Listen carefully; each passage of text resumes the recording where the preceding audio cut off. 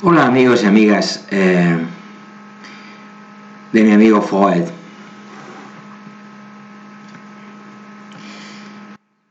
Vamos a continuar con la serie de psicometría con el desarrollo de la teoría de los test. Habíamos dicho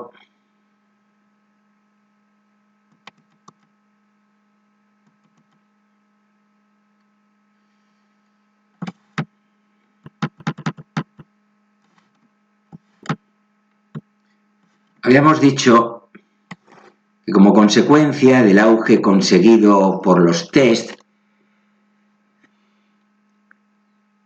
había surgido la necesidad de desarrollar un marco teórico que sirviera de fundamento a las puntuaciones obtenidas por los sujetos cuando se les aplicaban los test.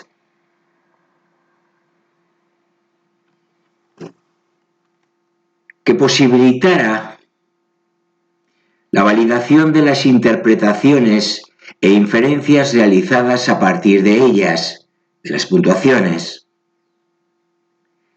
y que permitiera la estimación de los errores de medida inherentes a todo proceso de medición a través del desarrollo de una serie de modelos.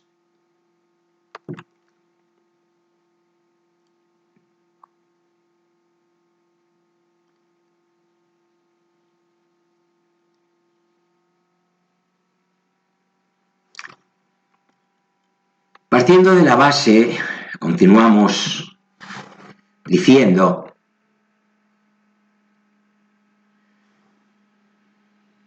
de que las características psicológicas que se intentaban medir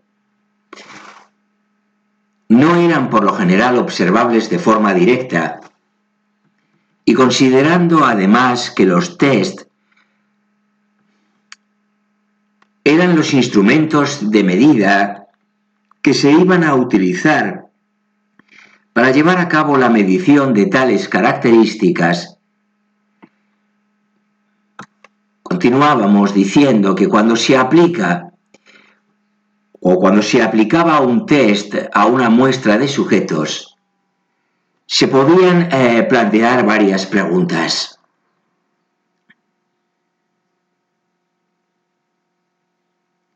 ¿En qué medida eran esas puntuaciones o en qué medida tales puntuaciones reflejaban el nivel de cada sujeto en la característica o rasgo medido?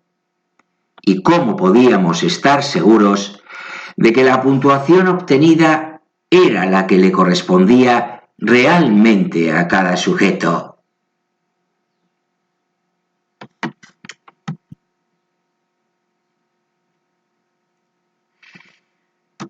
Decíamos que si en todo proceso de medición, incluso en el campo de la física o de la biología, se cometían errores de medida, nos preguntábamos en voz alta, ¿cuántos se podrían cometer?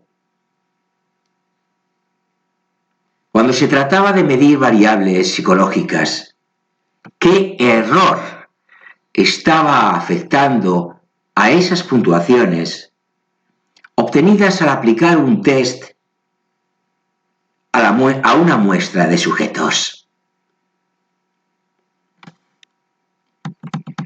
Ante tales problemas, cargados de sentido y de consecuencias,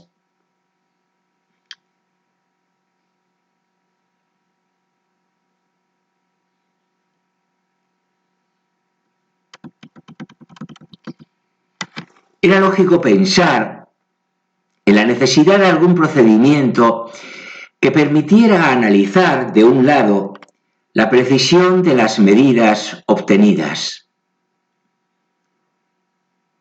lo que llamábamos fiabilidad de las puntuaciones. ¿Hasta qué punto queremos decir con esta expresión las puntuaciones de los sujetos en un test equivalían a sus puntuaciones verdaderas y cuál era la cuantía del error de medida. Por otra parte, la validez de las inferencias o conclusiones que se podían sacar o que se sacaban de hecho a partir de las mismas y que, como acabamos de decir, se refiere a la idea de validez.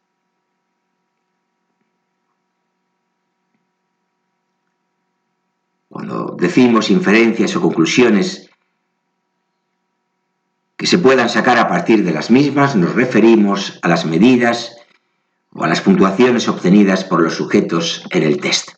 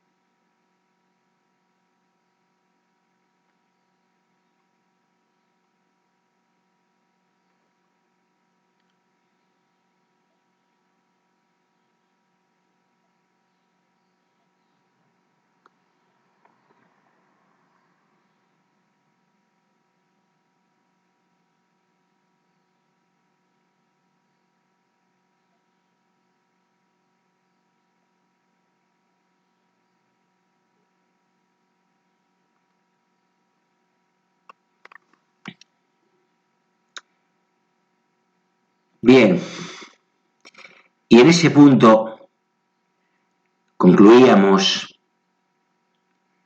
el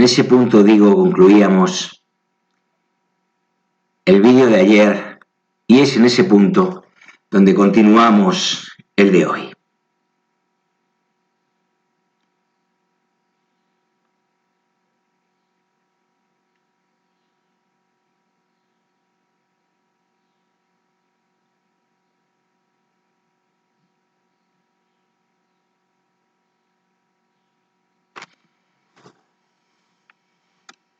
Para dar respuesta a estos problemas que acabamos de recordar, se desarrolló en efecto un marco teórico general, la teoría de los test,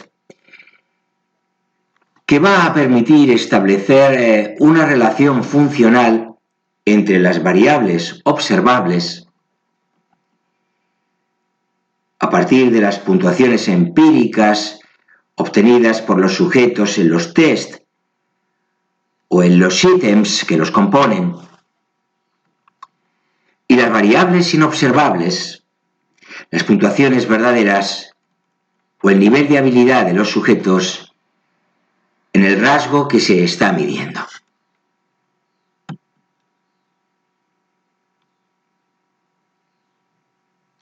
Relación funcional, pues, entre las variables observables y las variables inobservables. Las primeras, puntuaciones empíricas; las segundas, puntuaciones verdaderas o nivel de habilidad de los sujetos en el rasgo. Para poder efectuar inferencias a partir de las puntuaciones de los sujetos en los test, es necesario que la relación entre el nivel de rasgo, constructo o característica que se quiere medir y las puntuaciones empíricas obtenidas pueda ser establecida a partir de una función matemática o modelo.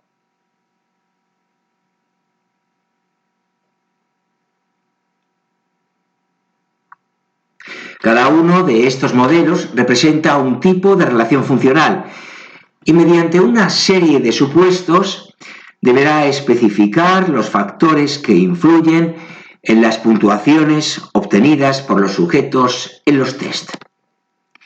En la medida en que los supuestos sean válidos, las inferencias lógicas matemáticas que se realicen a partir del modelo describirán de forma correcta las propiedades de las puntuaciones de los test En caso contrario, estas inferencias serán incorrectas.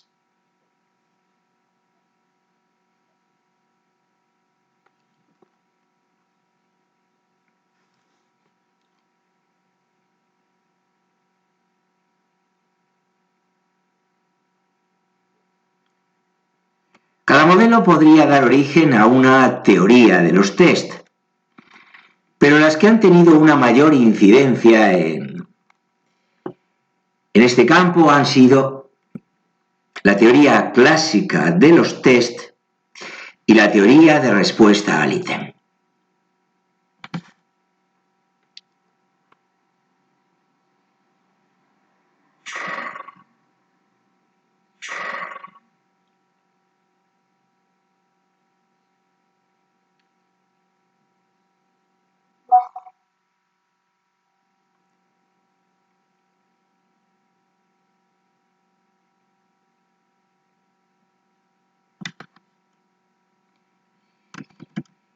Una nota aclaratoria, sobre todo para esa parte de la audiencia que son estudiantes de grado o de posgrado en psicología.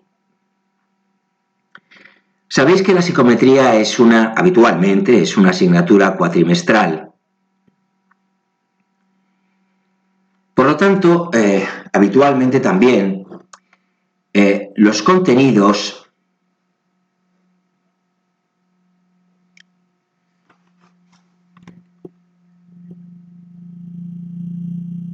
se tienen que restringir.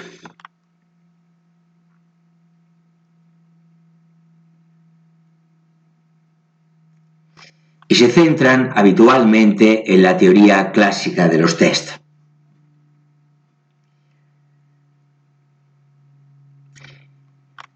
No obstante, recuerdo, como lo he hecho ya en ocasiones anteriores, que quienes lo deseen pueden completar su formación psicométrica en diversos estudios de posgrado.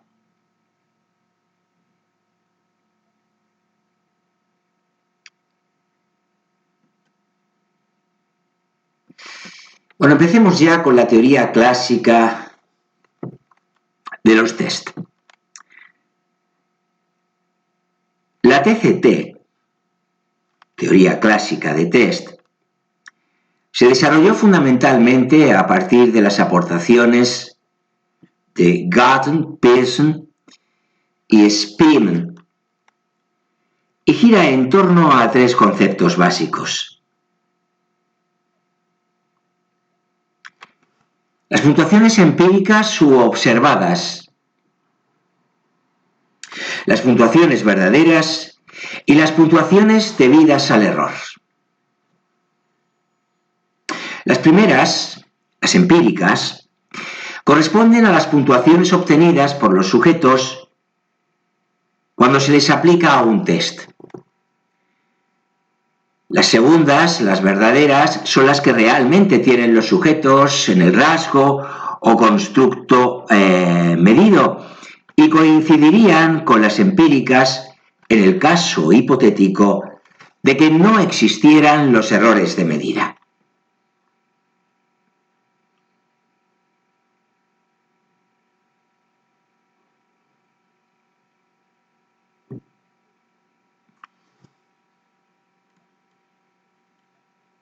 Para establecer la relación funcional entre esos tres conceptos, la teoría clásica se sirve del modelo más simple, el modelo lineal. Este modelo fue desarrollado por Spearman y formulado en una serie de trabajos fechados en 1904, 1907, 1910 y 1913. Bueno, esto tampoco es demasiado importante, pero pues ya lo dejo dicho. Para una revisión sistemática de la teoría clásica de los test, es necesario acudir a la obra de Guilford de 1954, Psychometric Methods, y sobre todo a la de Gullickson de 1950, Theory of Mental Test. Métodos psicométricos sería la traducción de la de Guilford y teoría de los test mentales, la de Gullickson.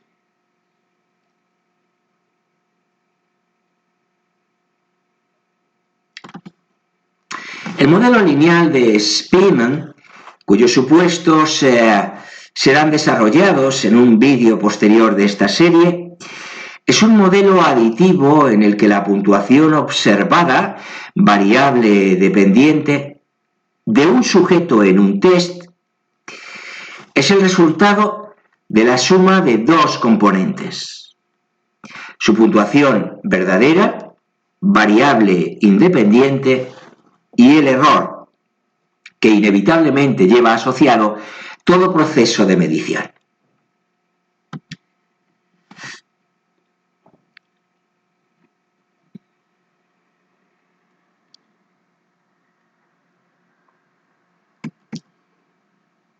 A partir de los supuestos del modelo y de las deducciones que se extraigan a partir de los mismos, se podrá hacer una estimación de esos errores. La expresión formal del modelo es X igual a V más E, siendo X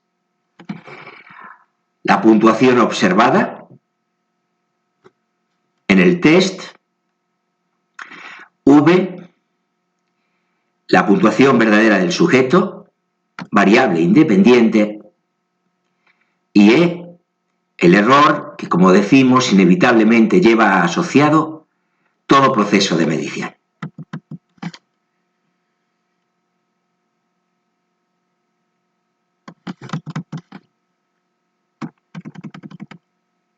La ejecución de un sujeto al responder a un test en un momento determinado estará afectada por múltiples factores difícilmente controlables, lo que implicará que la puntuación obtenida, su puntuación empírica, no coincida con su puntuación verdadera.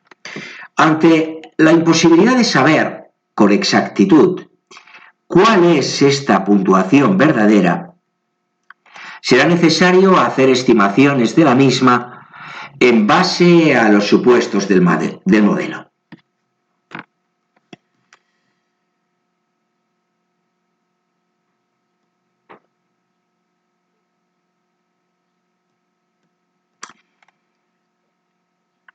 A pesar de que en el modelo lineal de Spearman solo se encuentra un término de error, en el que se incluirían todos los errores aleatorios que están afectando a las puntuaciones empíricas u observadas, los errores pueden provenir de numerosas fuentes.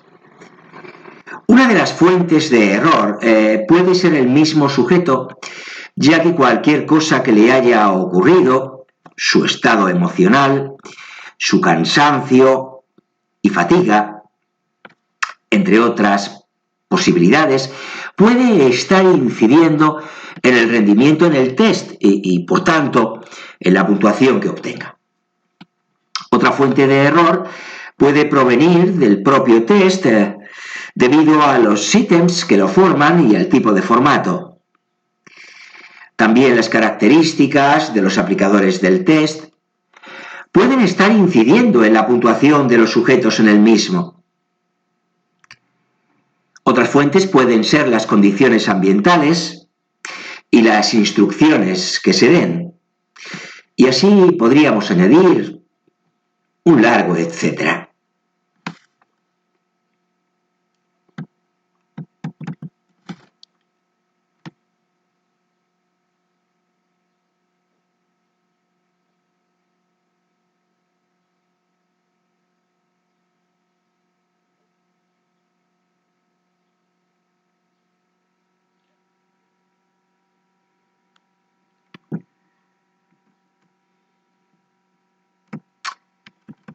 Bien, aunque resulta imposible, continuamos, separar inequívocamente cuáles son los factores que contribuyen a la puntuación verdadera y los que contribuyen al error. Se han realizado algunos intentos para sistematizar y clasificar el error en función de las posibles fuentes que lo originan. Y se han propuesto algunos modelos que suponen variaciones o extensiones del modelo de Spearman.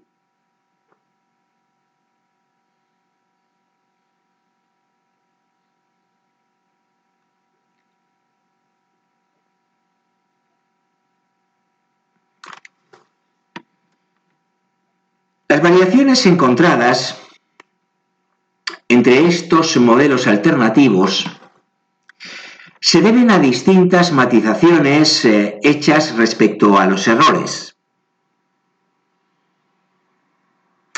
Sin embargo, el más ambicioso y global de los intentos realizados para estimar la fiabilidad de un instrumento de medida, analizando de forma sistemática las posibles fuentes de error, es el proporcionado por la teoría de la generalizabilidad propuesta por Cronbach y sus colaboradores.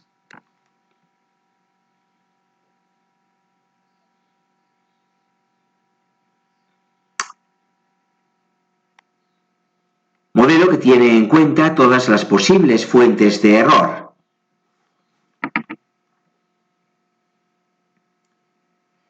Las debidas a factores individuales, situacionales, características del evaluador y variables instrumentales, intentando diferenciarlas mediante la aplicación de los procedimientos clásicos de análisis de varianza.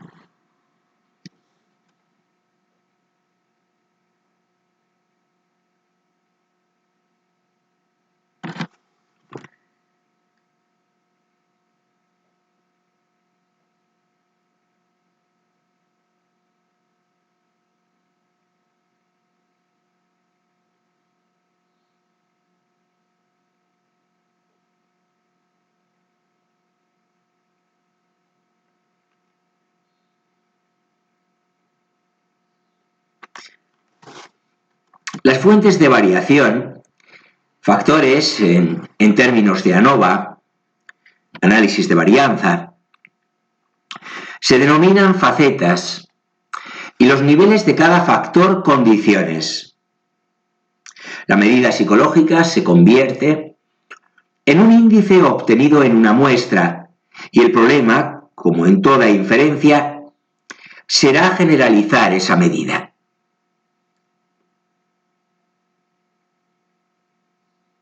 En castellano pueden consultarse Martínez Arias o Paz Caballero.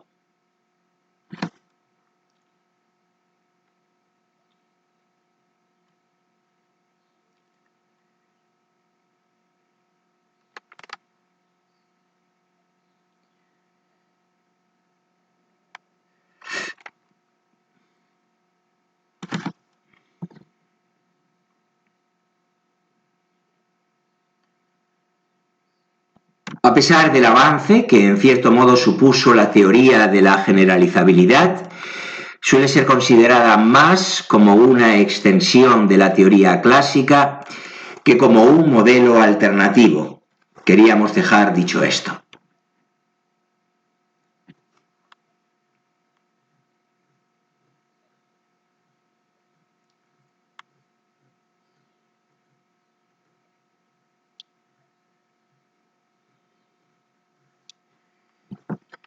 Por otra parte, la complicación de sus diseños, nos referimos a la teoría de la generalizabilidad, y la aparición de nuevos modelos psicométricos englobados bajo la denominación de teoría de respuesta al ítem, fueron la causa de que su utilización, la de la teoría de la generalizabilidad, en el marco de la teoría de test, quedara relegada a segundo término.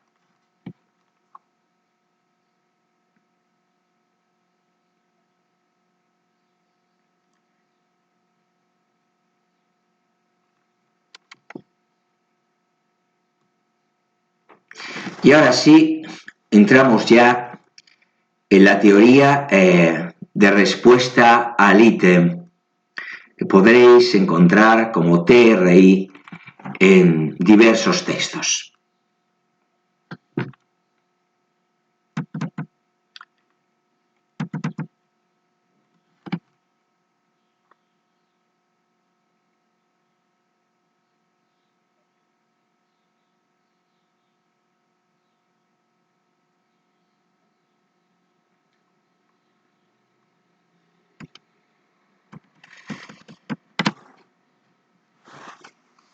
Lott, en 1953, observó que cuando a una muestra de sujetos se le aplicaba un test o una serie de test para evaluar su nivel en un determinado rasgo, la puntuación obtenida dependía del conjunto de ítems o test utilizados cuando, en realidad, pensaba Lott, su nivel en el rasgo en el momento de la aplicación no tenía por qué variar. Los sujetos no debían tener puntuaciones altas o bajas en un test en función de que los ítems que lo formaran fueran más fáciles o más difíciles. También los estadísticos de los ítems, su índice de dificultad y de discriminación, dependían de la muestra de sujetos utilizada para su cálculo.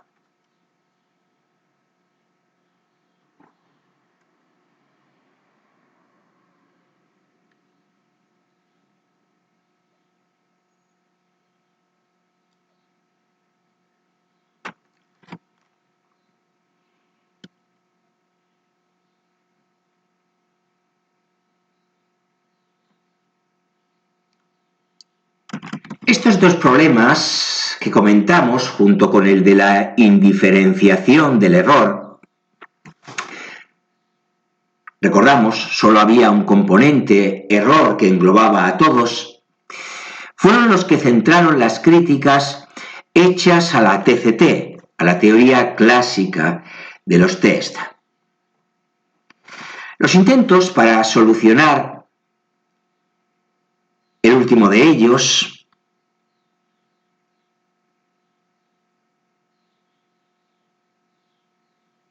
el de la indiferenciación del error,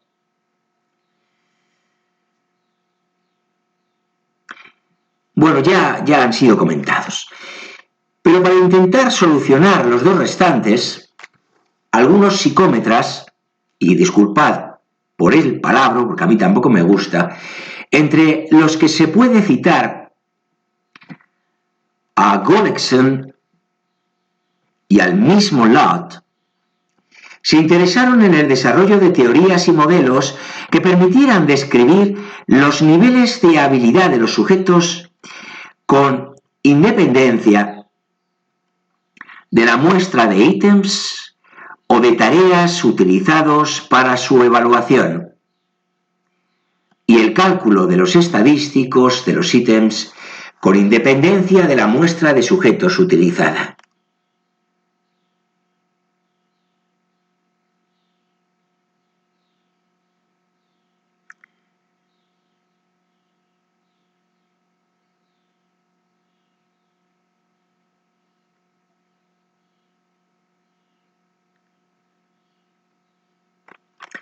La solución más adecuada se encontró en el marco de la teoría de respuesta al ítem, que proporciona una serie de modelos que asumen una relación funcional entre los valores de la variable que miden los ítems, nivel de habilidad de los sujetos en el rasgo medido y la probabilidad de que los sujetos, en función de su nivel de habilidad, acierten cada ítem.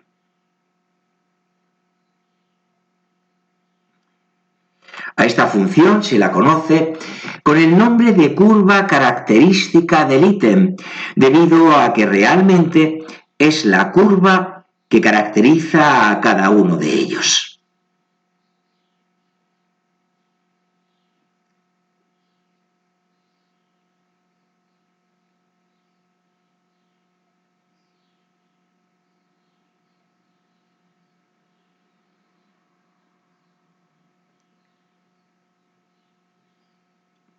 La probabilidad de que un sujeto acierte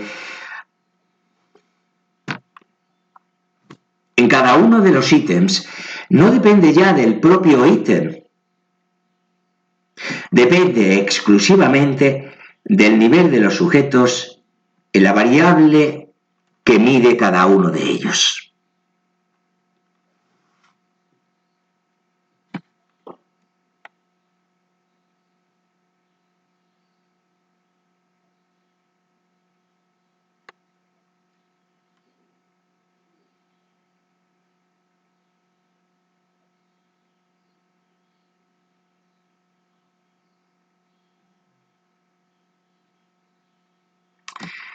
Bien.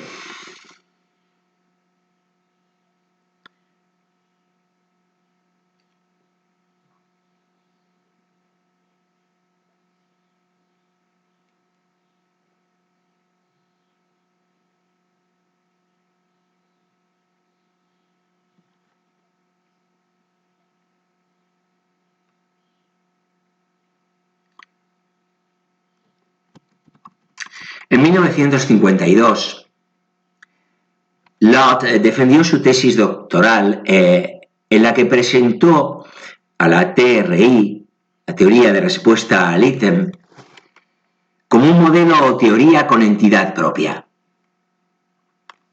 De ahí que sea considerado Lott el padre y fundador de la TRI. Como resultado de su tesis, se publicó en Psychometric Monographs, en el número 7, una monografía bajo el título A Theory of Test Scores. A este trabajo siguieron otros que marcaron el comienzo de una nueva manera de trabajar en el campo de la psicometría.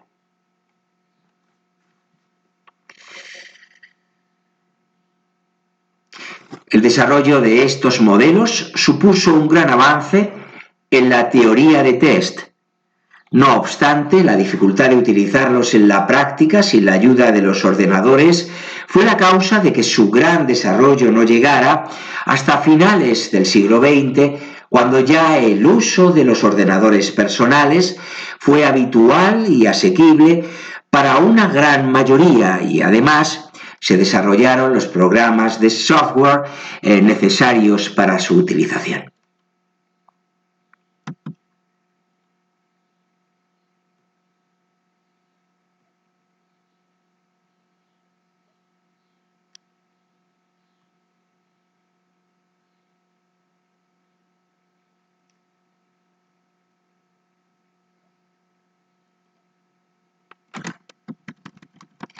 A pesar del gran desarrollo de la teoría de respuesta al ítem hacia 1980, la teoría clásica sigue en auge, ya que hay problemas que se pueden solucionar más eficaz y rápidamente dentro de este marco.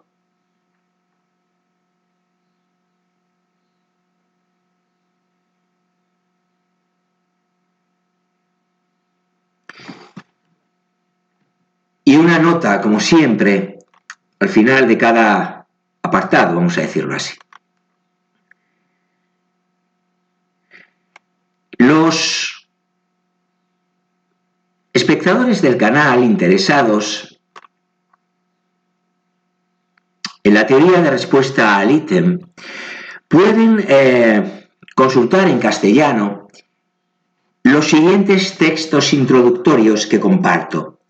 Martínez Arias, Psicometría, Teoría de los test psicológicos y educativos, obra que podéis encontrar en la editorial Síntesis. Concretamente os remito a los capítulos 10 y 11 de la misma. Muñiz, Introducción a la teoría de respuesta a los ítems, también una obra que encontraréis en Pirámide.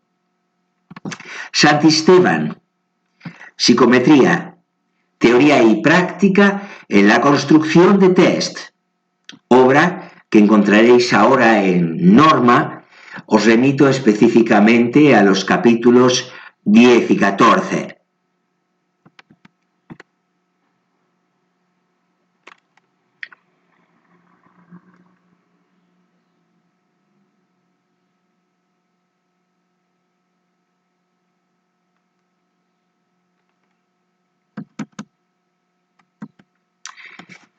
Bueno, vamos a plantear ahora a la audiencia una serie de preguntas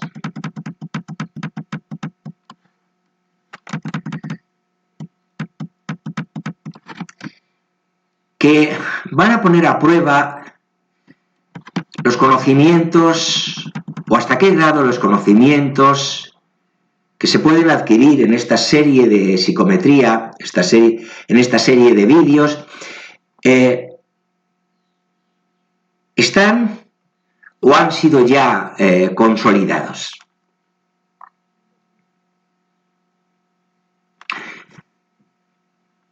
Propondremos a continuación una serie de afirmaciones que podrán ser correctas o incorrectas.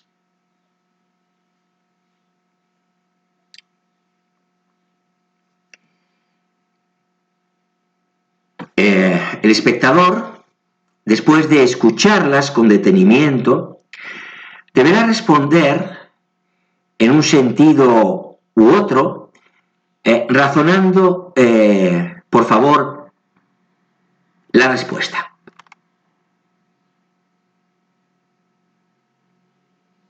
Comenzamos.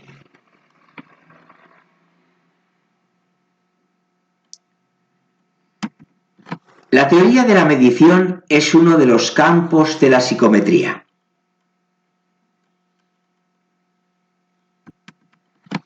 Primera afirmación. Segunda. Las dos vías a través de las cuales se desarrolló la psicometría fueron los estudios de psicofísica y las investigaciones acerca de las diferencias individuales.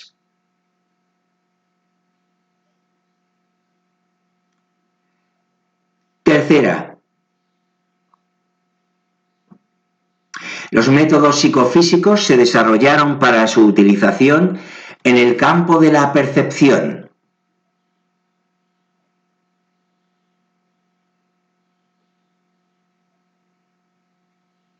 Cuarta.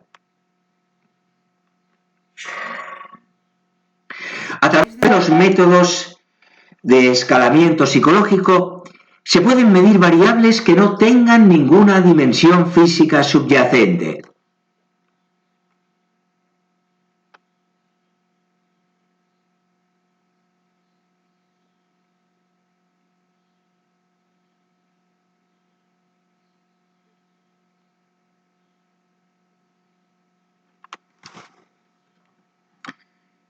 Quinta. Los métodos psicofísicos están vinculados a la psicología correlacional.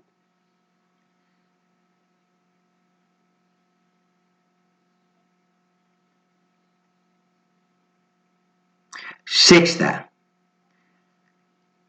Los test de Galton medían funciones mentales. Séptima. Los atributos psicológicos son variables directamente observables. Octava.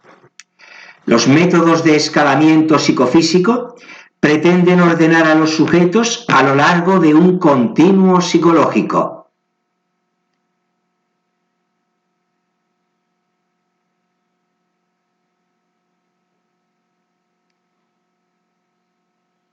Novena, cuando hay varias dimensiones subyacentes a los estímulos, estos reciben un valor escalar en cada una de ellas.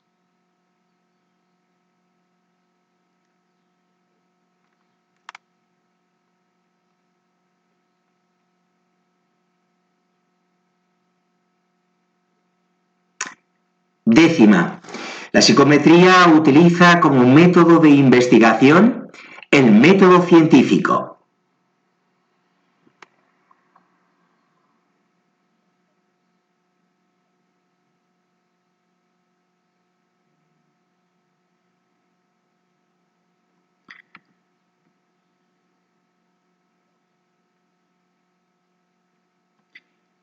Undécima.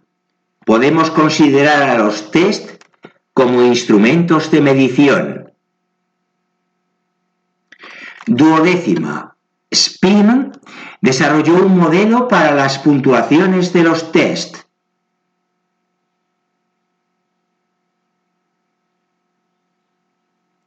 Decimotercera. Un problema fundamental en la medición psicológica es el del control del error de medida.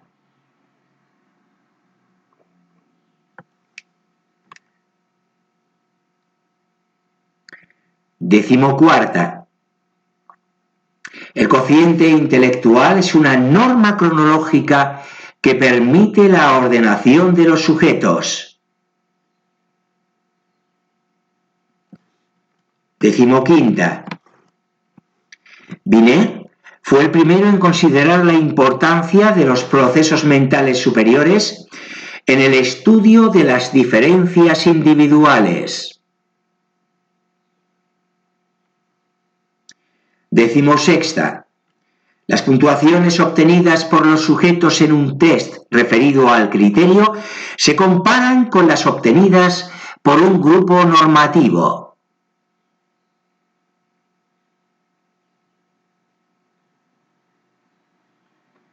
Decimoséptima. El objetivo de los test referidos a las normas es poner de manifiesto las diferencias individuales en el rasgo que miden.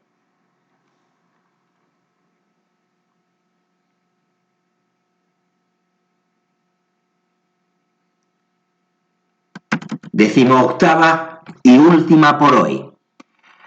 Los test adaptativos informatizados son los mismos test de papel y lápiz, pero aplicados por ordenador.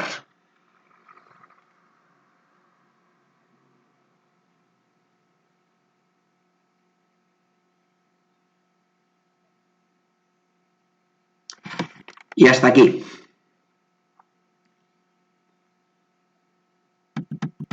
Hasta aquí, como digo. Espero que el vídeo haya sido de vuestro agrado, os haya resultado útil, interesante, valioso desde algún punto de vista. Si efectivamente ha sido así, por favor, le dais like, me gusta, y así me permitís recibir el oportuno y necesario feedback que guíe mi trabajo en el canal. Os animo a la suscripción, tanto si sois asiduos a mi amigo Freud y por alguna razón no lo habéis hecho todavía, como si sois recién llegados a este canal, en cuyo caso os animo a daros un paseo por los contenidos del mismo, convencido de que tras ello pasaréis a formar parte de la gran familia que constituye la audiencia de mi amigo Freud. Os recuerdo que mi amigo Freud, también es el vuestro, así ha sido siempre desde el comienzo de esta andadura allá por mediados del mes de agosto del pasado año 2022. Ya casi cumplimos un año pues de vida, y que mi amigo Freud, os recuerdo igualmente, está siempre encantado de contar con vuestra atención, con vuestra presencia, compañía, por qué no decirlo, aunque sea a través de una pantalla, apoyo y compromiso con este proyecto que lleva su nombre. Sin nada más que añadir, me despido de todos y todas con un saludo muy afectuoso, con mis mejores deseos y con la esperanza de de que nos podamos reencontrar con ocasión del próximo vídeo que subiré al canal, a este punto de encuentro que llamamos Mi Amigo Freud, y ya os anticipo que mi intención es que no pase mucho tiempo, no tardar mucho, quiero decir, en que esto ocurra, en subir un próximo vídeo cuyo contenido todavía está por definir. Que estéis bien, hasta muy pronto, hasta el próximo vídeo. Chao, amigos y amigas.